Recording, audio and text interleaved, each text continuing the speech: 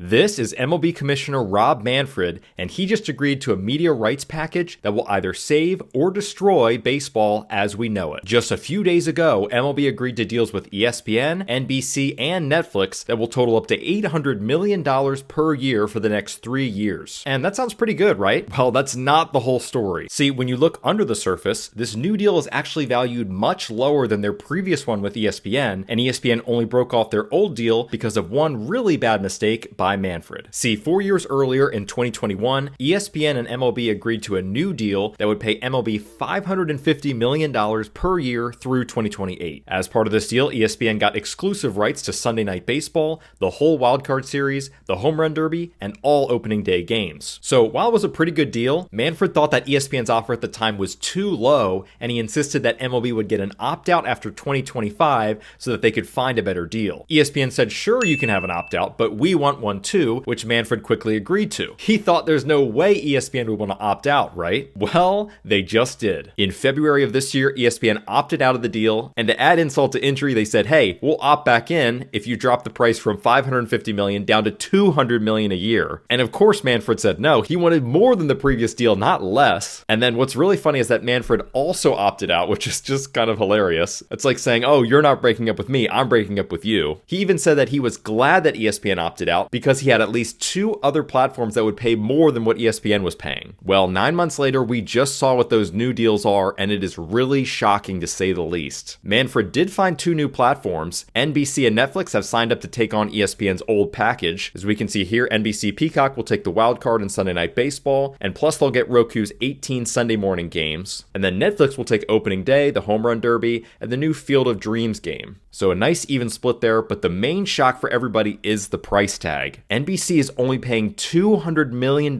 for their half, and Netflix is paying $50 million. So when you add that up, the price of this package has been more than cut in half, going from $550 million to $250 million. That is a terrible, terrible drop. To put it really simply, Manfred's opt-out means that MLB is getting $300 million less per season for the same assets, which over the next 3 years is going to total up to almost $1 billion. So that's crazy, but that's not even the biggest news. So remember how Manfred and ESPN broke up? Well, the two are making up and getting back together again, and they're even signing back up at the old deal that they had before, $550 million a year through 2028. It's kind of amazing. But then wait a minute, their old package just got sold to NBC and Netflix, so what is ESPN getting? Well, ESPN will get 30 new weeknight games, which is certainly nice, but the real prize is that ESPN is getting the exclusive rights to MLB TV. So if you're not a baseball fan, MLB TV is basically just the streaming home for baseball games. It has every single out-of-market game, plus every game from these 6 teams here. And as you can imagine, this platform is an absolute cash cow for the MLB, and while exact numbers aren't known, it's been reported that it generates, quote, hundreds of millions for MLB every single year. MLB never wanted to give this up, but now they've sold it to ESPN because they're basically desperate to make up for their losses in that first deal. Now, keep in mind this doesn't mean that MLB TV is sold forever to ESPN. ESPN just has distribution rights through 2028. MLB will get it back at that point. But basically, to put it simply, because of Manfred's opt-out, he had to hand over MLB's crown jewel just to break even,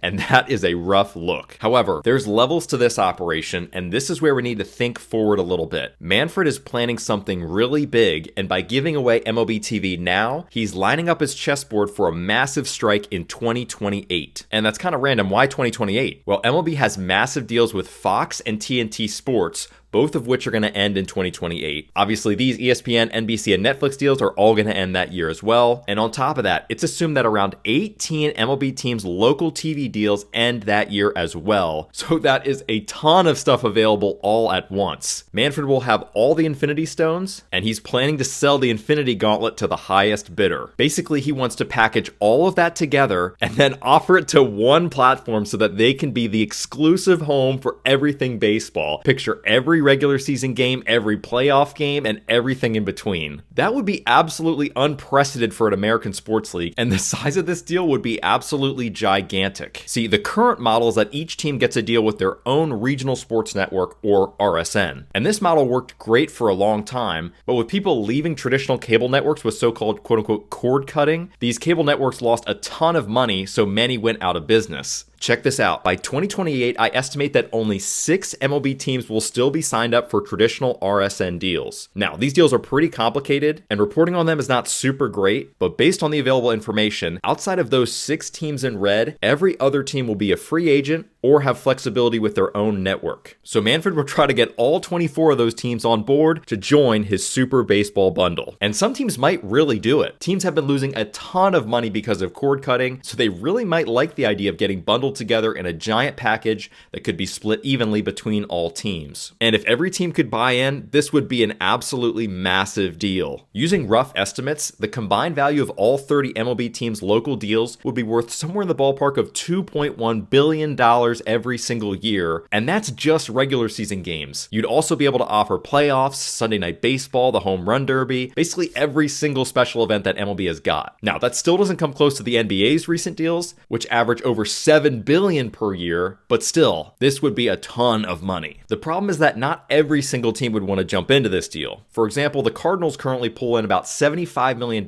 from their RSN, whereas the Dodgers make $334 million. So why would the Dodgers want to split the revenue evenly with the Cardinals in this super bundle? Manfred will have a hard time convincing these big revenue teams to get on board. But Manfred will still have a lot of teams to work with. MLB will have 17 small to medium market teams that they could probably convince, plus they could probably get 3 or 5 of these teams who have their own networks. And when you have a package of 20-ish baseball teams, that would be a massive, massive selling point. And that brings us back to this ESPN deal. By handing over MLB TV for the next 3 years, he's basically giving ESPN a test drive. He's saying, hey, try this out for the next 3 years, and if ESPN likes it, they might be more excited to bid for the full package in 2028. And by making deals with NBC and Netflix, he's adding 2 more potential bidders into the mix for that big bidding as well. So in Manfred's mind, he's getting the short-term money that MLB needs, and he's setting things up for his big move in 2028. So that's definitely really exciting, and we should definitely give credit to Manfred for a pretty killer plan. But on the flip side, Manfred is taking a huge risk with these deals that might kill his grand plans in 2028. And the main issue is that with these deals, he's actually devalued the cost of MLB games. So let's just look at Sunday Night Baseball. And we're going to have to use some napkin math here, so just keep in mind that these are estimates. In their deal last year, ESPN paid MLB around $12 million per Sunday night game. Now with the new deal, they're only paying about $3.8 million per game. That is a ridiculous drop. We can also look at the Sunday morning package. In the old deal, Peacock was paying $30 million per year or $1.6 million per game. Manfred then cut a deal with Roku, who signed up for $10 million. So now those games are only valued at $0.5 million. In both of these deals, we've seen MLB lose about 70% of its value, which is a really shocking and unacceptable drop. And if that's the price that networks will pitch in 2028, then there's no way teams like the Cardinals would be on board to sign up for a drop like that. So while these new deals will hold MLB over for the next 3 years, Manfred has 2 massive problems to solve in the meantime. The first will be the upcoming CBA negotiations after the 2026 season, which could result in a lockout. And then 2 years later, he'll have this massive rights deal to negotiate. If things go right, MLB will completely solve their competitive balance problem and have every game available on a seamless streaming experience. But if MLB's value has already sunk too low, then Manfred's dream of a giant baseball bundle might be dead on arrival.